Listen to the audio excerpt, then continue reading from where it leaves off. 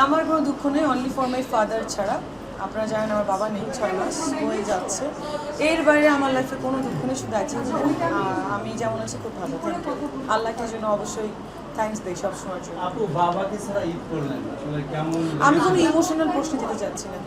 আচ্ছা আরেকটা প্রশ্ন আছে, রোমান্টিক হিসেবে কাজ করতে চান মেগাস্টারের সাথে যদি কোনো সিনেমার অফার পান, মানে রোমান্টিক নাকি অন্য টাইপের? এটা দেখা যাবে কি করা যায়। আচ্ছা আপু আরেকটা প্রশ্ন আছে, যেখানে ব্যবসায়ীরা ব্যবসা রান করতেই ভয় পাচ্ছে, সেখানে আপনি একের পর এক মানে ব্যবসায় হাত দিচ্ছেন, এই যেমন গোল্ড, আপনি একজনের যে ডাক্তার, তারপরে বিভিন্ন আমি বলি ব্যবসায় হাত সিস্টেম থেকে আমি বলি হ্যাঁ, আমি ব্যবসায় হাত দিতে কখনোই ভয় পাই না। আমার মনে হয় পৃথিবীতে যে কেউ আসুক কিছু করে যেতে হবে পৃথিবীর জন্য, মানুষের জন্য। সো আমার ক্যাপাবিলিটি আছে, আমি আরও 10 জনের কর্মসংস্থান তৈরি করতে পারছি, এটাই ভালো লাগছে।